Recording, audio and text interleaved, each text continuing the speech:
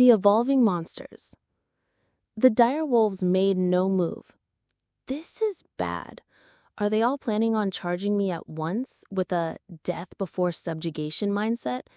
If so, it'll be an all-out war. We're outnumbered, and we definitely take some losses even if we won. It's a shame, especially since we don't have any injured yet.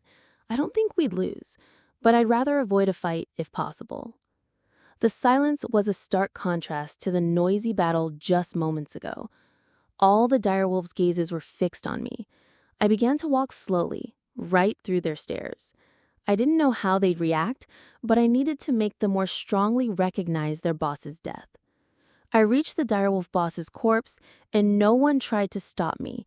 The individual that had been standing next to the boss took a step back. I proceeded to predate the direwolf boss. This was my rightful privilege, won through battle. Analysis complete. Mimicry, direwolf acquired. Unique skills, hypersense of smell, thought communication, and menace acquired. The voice of Great Sage echoed in my mind. I just ate their boss right in front of them, but they still haven't moved. Well, this is strange. I thought they'd either run away in fear or attack me out of pure terror. Oh, right, I said subjugation or death, didn't I? Damn it, did I get a little carried away and set an impossible demand? All right, fine, I'll give them an out. With that thought, I mimicked a direwolf, and then... Grrr! Woo! I let out a deafening menace roar. Listen, I will overlook this transgression just this once. If you cannot obey me, then get out of my sight. I continued my declaring this to the direwolves. With this, I figured these dog-like creatures would finally run off. But then, we as one pledge our obedience to you. They all simultaneously prostrated themselves. It just looked like a bunch of dogs lying down, though. It seemed they had chosen to follow me. I wonder if they were holding a meeting via thought communication while they were standing still. Well, it's good that we don't have to fight anymore. And so the battle for the Goblin Village came to an end. Or so I thought. The real headache began after the battle, with all the cleanup. Who told everyone to destroy the houses? Now what am I supposed to do? What about the goblins' beds? And who's going to take care of these dogs? A few of them died, but there are still 80 survivors. This is overwhelming. For now, let's call it a day. I'll think about it tomorrow after they wake up. I temporarily ordered the goblins to sleep by the fine fire and the dire wolves to stand by around the village and then disbanded everyone for the night. The next morning, I woke up with a plan. I'd been thinking all night, and I came up with an idea. I'd have the goblins take care of the dire wolves. There were a total of 74 battle-ready goblins. No one was seriously injured yesterday's fight. Everyone was fine, with mostly minor scratches. There were 81 surviving direwolves, and a few of them were injured, but they healed quickly with the potion. They probably would have been fine without it, as their healing power is quite impressive. I lined up the awakened goblins. The non-combatants were watching from the sidelines. After all, with no houses, the village was just an open field, so they naturally stood out. The goblin elder was standing next to me. He was always trying to take care of me, but being tended to by a goblin geezer wasn't exactly my idea of a good time. My sense of aesthetics was the same as when I was a human. Even though I was reincarnated as a monster, that was one thing I wouldn't compromise on. However, there was nothing cute in this monster village, so I had to accept my fate for the time being. I called the direwolves over to stand next to the lined-up goblins. All right, then. Everyone? From now on, you'll be spending time together in pairs. I waited for their reaction. They were all staring at me, showing their intent to wait for my words without making a sound. No one seemed to dislike the idea of being paired up. Looks like this'll work. Do you understand what I mean?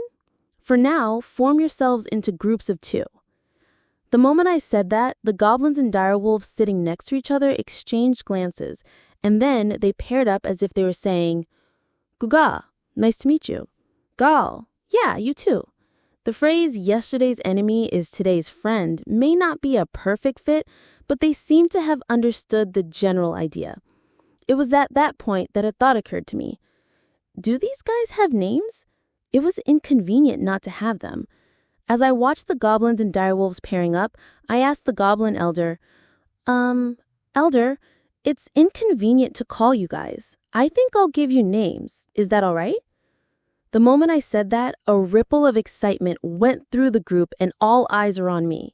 The non-combatant goblins watching from the sidelines did the same. You really mean it, sir? The goblin elder asked cautiously. What's the excitement? Yeah, if there's no problem, I'll go ahead and give you names. As soon as I finished, the goblins who had been watching with bated breath erupted in cheers. What on earth was going on? They seemed absolutely thrilled. If getting names made them so happy, why didn't they just give themselves names? I thought nonchalantly at the time. I started with the goblin elder.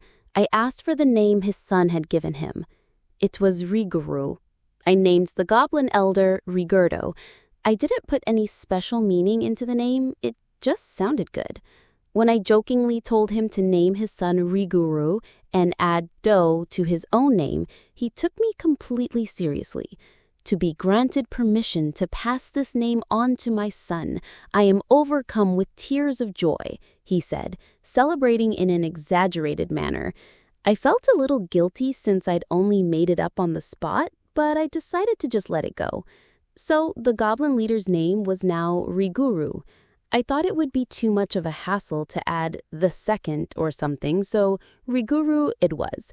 He was so moved that he was in a praying posture.